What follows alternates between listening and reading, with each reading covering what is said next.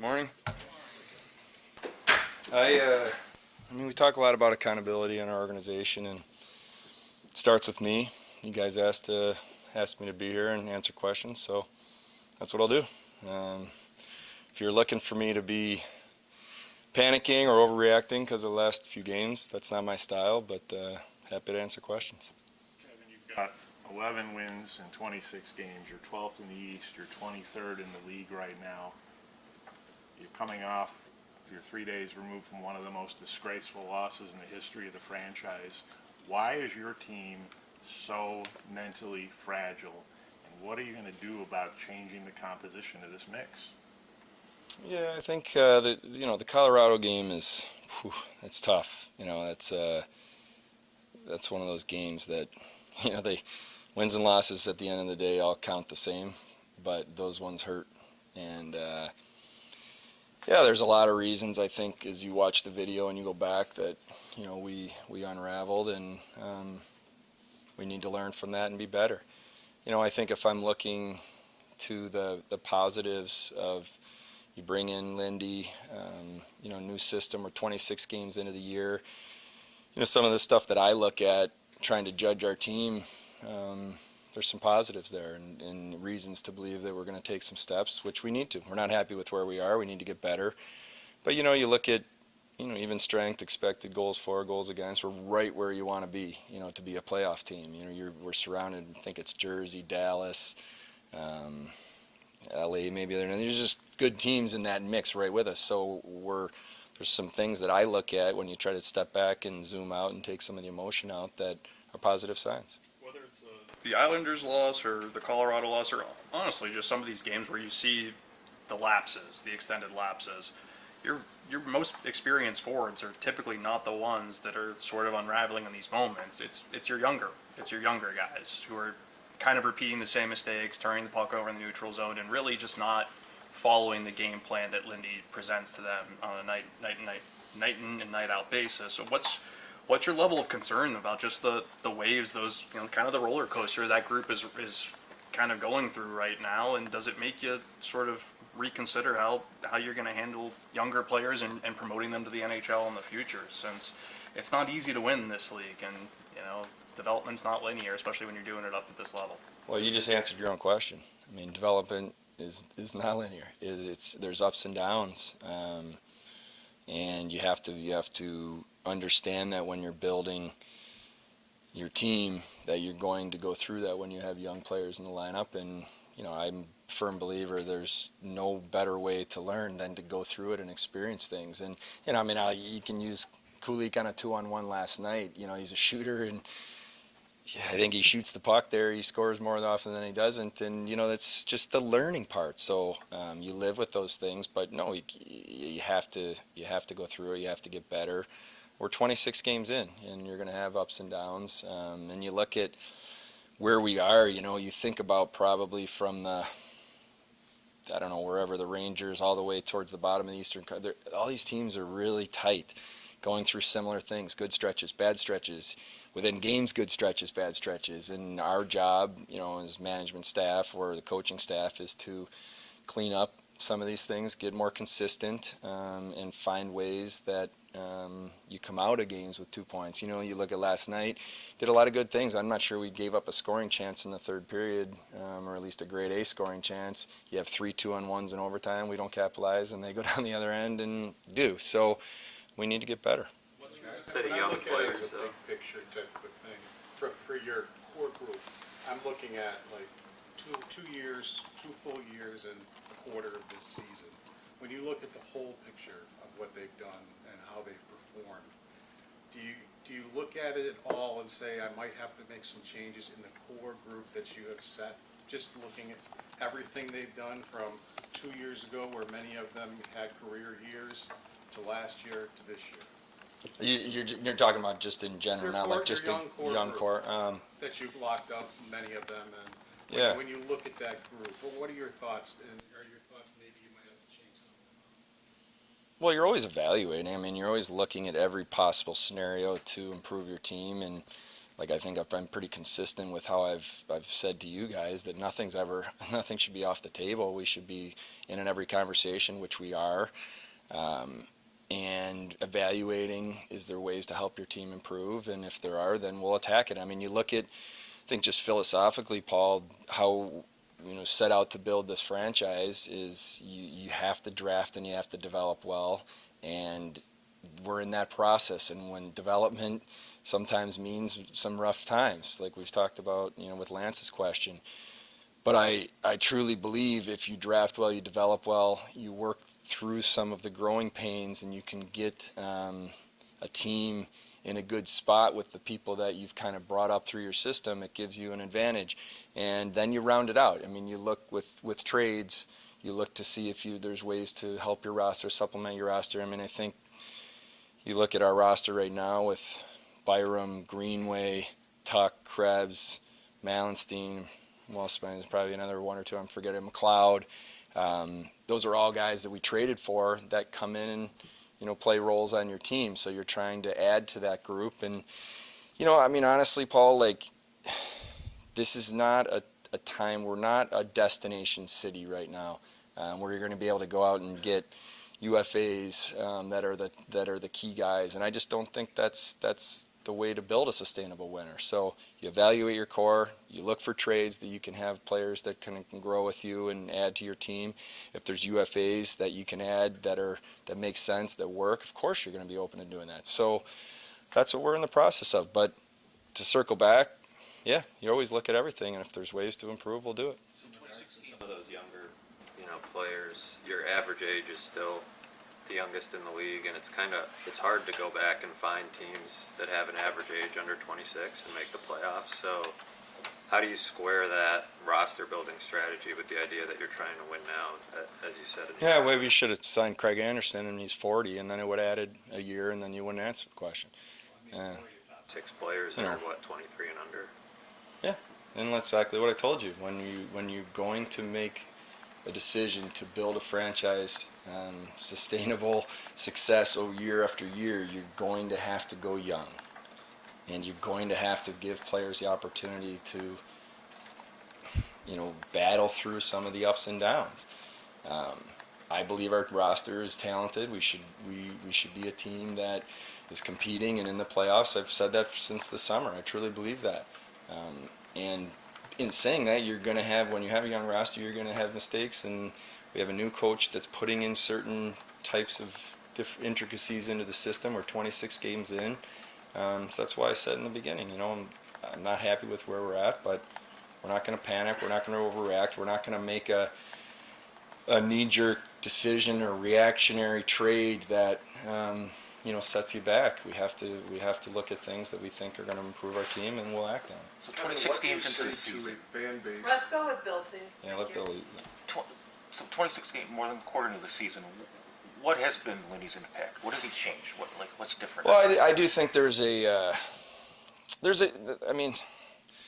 accountability is such a hard word to frame for you guys, because you don't see it behind the scenes. You don't see the subtle meetings, or you don't know about a late night phone call that Lindy has with a player after a game. That those are just impactful.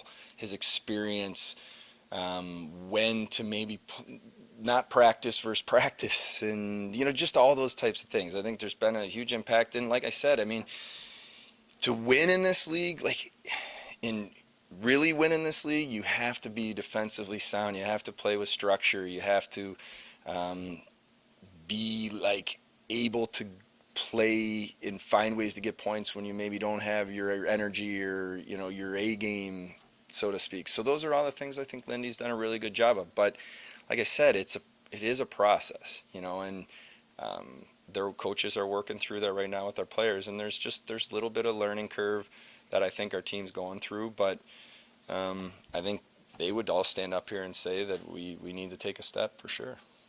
After a loss like Tuesday night, what do you say to a fan base that's sick of hearing about learning and development and growing, and they want to make the playoffs now? What do you say to those fans? Yeah, and I'd say I understand, but I also say, you don't make the playoffs in December 6th. You need 82 games. And hey, those told you, I'm going to be honest with you guys, that was a tough loss, and that loss hurt. And I promise you that it bothers me and the coaches and the players more than anyone. So, but it's one game. You have to go back over the video. You have to talk about it. You have to own it, and you have to move on to the next one. And that's why I do think, I know we got 1 point instead of 2 last night, but I think it was a good sign out of our team that we didn't carry that game over into the next game. That's a sign of growth for me. Kevin, we've seen Darlene's growth curve over the years. Now we're watching Owen Power, a #1 pick. You gave an $8 million a year contract to now. And even though he's 22 years old, he's on a different plane of attention and focus. And how do you get him in the defensive zone to play defense, to guard the front of the net, to actually use his size and be aggressive and not just stand there and do nothing, which we see over and over and over again? You see some of the good things too? I see a lot of the good things offensively for sure. His offensive numbers are near the top of the league in certain areas, but he's a defenseman you paid $8 million to. So the guy, you have to look at the whole body of work, Mike. I'm sure you're referring to the goal against the Islanders where, the guy slips in and the redirect, and the game-winning goal against Colorado where, those are obvious. And of course, he's a work in progress. I would tell you that I think Owen played just under 30 minutes last night, and I thought he competed hard last night and did a lot of good things, and you could see him looking to engage physically. When we drafted Owen Power, we knew he was not bringing Scott Stevens, that's not his style, but do we want him to become more physically imposing and harder to play against? Yes, and I think there's a daily work that's going in right now with the coaches and Owen to do that, and he wants to do that. He wants to get better, and that's, to me, I've said this to you guys before, that I want players that show up every day and want to get better and find ways, and he is that guy. And in terms of his contract, look, there'd be 31 other teams that would be lining up to have him on their team. I promise you that.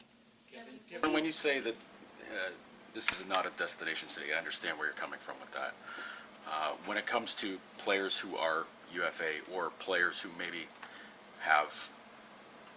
you're pursuing in a trade that may have Buffalo on a list that they don't want to go to, how do you break through to them or to their agents to say, listen, this is where success can happen for you? You have to earn it. Look, this for me, it's really simple. You become a perennial playoff team. You make the playoffs. You have a chance to win Stanley Cup year after year. You are on less teams, no trade list. We don't have palm trees. We have taxes in New York. Those are real, and those are things you deal with. But and trust me, I'm in conversations every day, and there's a lot of players in this league that were on their list. So we need to earn the respect, and it starts with getting over the hump, getting in the playoffs, competing. And once you do that, look at the Bills. That would be a perfect example. I would assume that this wasn't a destination or a place that a lot of people were signing up to when they were in a 17-year playoff drought, and they've done a phenomenal job over there. You get Josh Allen, and people are lining up because they have a chance to win the Super Bowl every year, and I think that's what we're working to build here. Kevin, what about the start that Jack Quinn has had to the season? Sort of an underwhelming start, given especially what he was able to do last year with that smaller amount of games played. What have you seen from him, and maybe what are you hoping to see, as you guys sort of enter the rest of the season? Yeah, I think Jack is, I think he admittedly would say that he's hard on himself. He's not performing to the level that he expects, that we expect, but it's not going to be because he doesn't put the work in. Like I said, I think sometimes, especially with younger players, not that Jack's young per se anymore, but still finding his way in the league, you have ups and downs, but you have to work with him. You have to just help them find ways to improve. I think the coaches have done some extra things through video, get them in the weight room and just stuff like that. But I believe in them, and we're going to help them. You've been asked about cap space quite a few times since the season began. I remember you mentioning in September that you're going to spend what you think it takes to win. You've got around $8 million right now.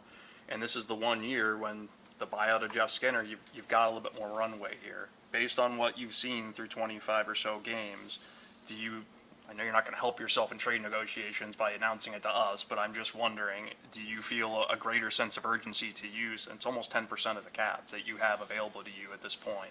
Yeah, I mean, I think the answer is yes, except, like, it's not in a vacuum, though, Lance. Like, you have to look at past this year when you're putting your roster together, and the cap, I think I've clearly explained before, has never been something that I'm as focused on as all of you or the fans. We're trying to build our roster out that we're able year after year to compete. And if you go add an $8 million player that's got 5 years left on his contract, what does that do for the next round of guys? And that's what my job is, to make sure we're positioning ourselves not only today but into the future. So if there's players out there we think that it will help us today, that also keeping the long-term view in mind, we'll act on it. But you already know. You're not paying big money to Quinn or Levi now, and in July that might have been a question. You know that now, that they're not getting big money deals after this season. Oh, I'm glad. I wish you were their agent. You know, I mean, but the whole world knows that just by watching the games. So, I mean, and you're right, you have to take the long-term view, but we're talking about this year. I mean, you cannot go 14 years out of the playoffs. I mean, teams make it just out of dumb luck. I mean, I understand you're probably doing consistent trade talks with teams, and I know the Trouba rumors are out there right now. He might be on the team tomorrow for all we know. The question, I think, is simply, why isn't there even another Jason Zucker type 1-year veteran kind of acquisition being made? Not a guy with 5 years left on his deal. You've got the room on the cap this year where you can still deal with future years. Yeah, I guess, I'd have to go into specifics, which is tricky in these situations. But if you go back to the summer, there were a short list of UFA guys that we had targeted, and fortunately we were able to get Zucker, because I think he's really stepped in and been a stabilizing player and been a good leader and mentor and played well on the ice. There were other guys pursued, chose other places. That's what happens in the UFA market. And in terms of trades, I mean, there was, in my mind, a trade that we worked really hard at this summer that we went all in on. You guys probably would have roasted me, said we were going to overpay to get the player, and they ended up not trading him, and he's still on that team. So it's not from lack of want, but we're not going to go, Mike, and just make a trade so you guys can say we've spent to the cap if we don't think it makes sense for now and into the future. And that's just, you just can't operate like that. So is it true, did you have Martin Natchez and he refused to sign an extension? Yeah, I mean, I can't talk about our players and other teams. I know you said you're always reevaluating, but do you feel like, going back to the summer, you said the time is now. You brought Lindy in, and that was like the big emphasis, that the time is now. Do you still feel like you're putting this team in the best position possible to then break the drought at the end of the season? Yeah, it's a fair question. I say the time is now because I believe in the people in this room, and I believe in the coaching staff. And are we where we want to be right now? No. We're 26 games in. We'll continue to look at every possible scenario if there's a way to add to our team. But look, I'm going to go to war with these guys, and I will not change. I will not back down from that. I believe in the people in our room, and I wouldn't say that if I didn't know the opportunity we have. I know what it takes to win a Stanley Cup in this league. I do.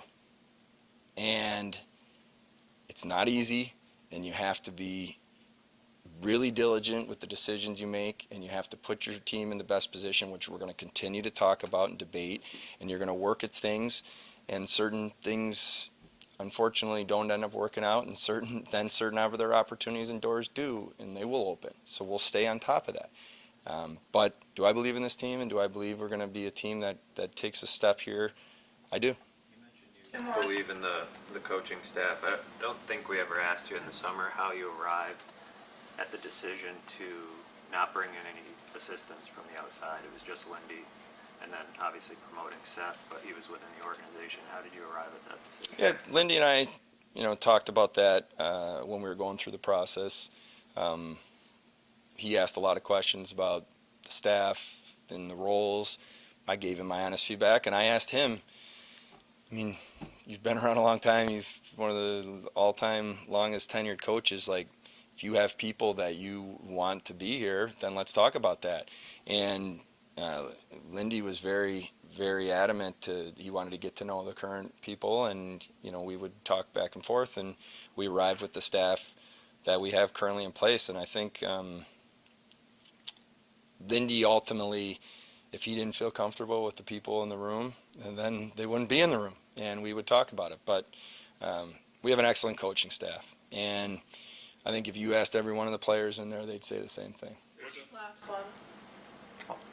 There's a perception on the outside that ownership doesn't give you the resources that you need to win. I know that you've mentioned in the past what Terry and Kim have done for the city, but we're talking about today. And I look at your pro scouting staff, and it's smaller than a lot of teams in the league. I look at your development staff, and it hasn't grown since you guys have brought in basically 10 to 15 draft picks a year. And I'm just wondering, in what ways, other than player salaries, have can you express that Terry has given you every ability to build a team that can win now instead of years from now? Yeah, I mean, I understand why I get asked this every press conference. Terry has done everything he can to provide us every possible resource to win hockey games, and that's all I can ask for in my position. How many pro scouts we have or development staff we have versus what other teams have isn't really something I overly get concerned about. What we evaluate at the end of every season is where do we need to add? Do we have more that we need to put resources we need to put in a certain area? Maybe it's analytics, so you turn the analytics staff into a little heavier. Maybe it's pro scouting where we added one this past summer, player development. I mean, I think those guys are doing a phenomenal job. They're flying all over the world. We're getting coverage. I don't think I've had one agent since we kind of rebuilt the staff ever call me and say that one of our prospects wasn't getting attention or wasn't getting feedback, and they've done an incredible job representing our organization. So Terry's all in. I talk to him every day. He wants this as bad as any of us, trust me, and he wants to be part of the solution with me to talk about where do we need to find success, or what do we need to do to help this team, and that's I mean, I guess at the end of the day, that's all I can really say. What's your reaction last night? Have you talked to Chris King, or do you plan to? Oh man, you just setting me up on this one, because I don't. I guess the best part is I don't totally understand it. Felt like one of those games where it was a 2-goal swing. Kinger's a former line mate of mine, so I guess I shouldn't need to talk to him this afternoon.